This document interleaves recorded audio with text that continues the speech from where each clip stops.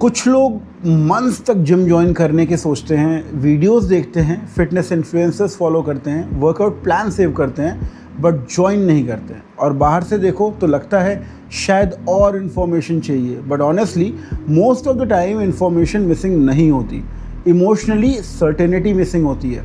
एक बंदा 40 वीडियोस देख लेगा, best workout split, best diet, best protein, best beginner mistake, सब समझ लेगा, फिर भी एक्शन नहीं लेगा, क्योंकि एक्चुअल प्रॉब्लम नॉलेज नहीं है। एक्चुअल प्रॉब्लम ये है, व्हाट इफ़ मैं फिर फेल हो गया तो। और यही ह्यूमन साइकोलॉजी का इंटरेस्टिंग पार्ट है। हम डिसीजन डिले सिर्फ कन्फ्यूजन की वजह से नहीं करते, हम इमोशनल डिस्कम्फर्ट अवॉइड करने के लिए भी करते हैं। सोचो, जब तक बंदा जिम ज्वाइन नहीं करता तब तक पॉसिबिलिटी अलाइव रहती है, कल से सीरियस हो जाऊंगा, नेक्स्ट मंथ स्टार्ट करूंगा, बस थोड़ा और प्रिपेयर कर लेता हूँ। बट जिस मोमेंट उसने मेंबरशिप ले ली, सडनली डिसीजंस रियल हो जाते हैं। अब रिस्पॉन्सिबिलिटी रियल है, अब फेलियर भी रियल हो सकता है, और ब्रेन को अनसर्टेनिटी से ज़्यादा इमोशनल डिसअपॉइंटमेंट का फियर होता है। इसीलिए ह्यूमंस बहुत बार डिसीजंस पोस्टपोन करते हैं, not because they don't understand, because decision लेना इमोशनली हैवी लगता है और डिलेइंग टेम्परली सेफ फील होता है। साइकोलॉजी में इसे चॉइस डिफरेंट बिहेवियर भी कहा जाता है। जब इमोशनल प्रेशर या अनसर्टेनिटी बढ़ जाए तो ह्यूमन डिसीजन पोस्टपोन कर देते हैं, और ये सिर्फ जिम में नहीं होता, हर जगह होता है। People delay starting business, changing careers, investing money, buying expensive thing, ending relationships, even replying to important emails, क्योंकि हर इम्पॉर्टेंट डिसीजन के पीछे एक हिडन इमोशनल रिस्क होता है, and that is regret.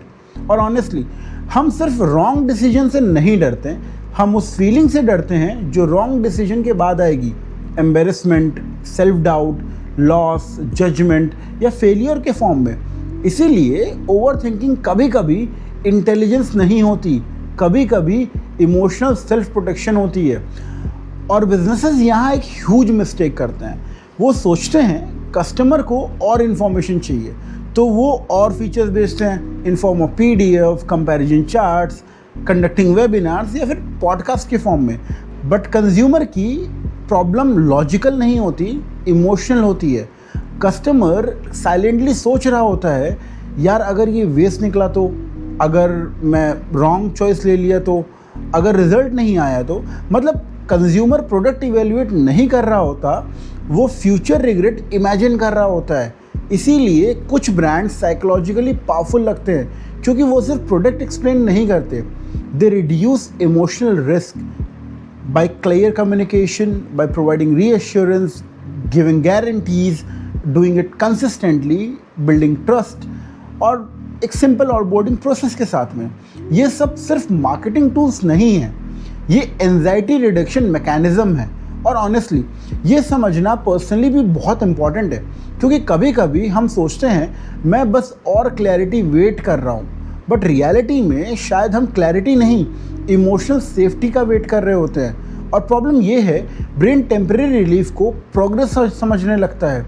Decision avoid किया तो थोड़ी देर के लिए एंजाइटी कम हो गई, और ब्रेन बोलता है good safe, even when long term में वही अवॉइडेंस बिगर रिग्रेट क्रिएट कर रहा होता है।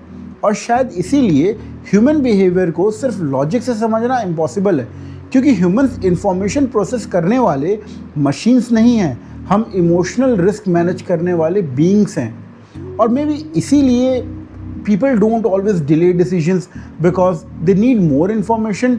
कभी कभी वो डिसीजंस डिले कर रहे होते हैं बिकॉज इमोशनली अनसर्टेनिटी उन्हें एक्शन से ज़्यादा सेफ फील कराती है।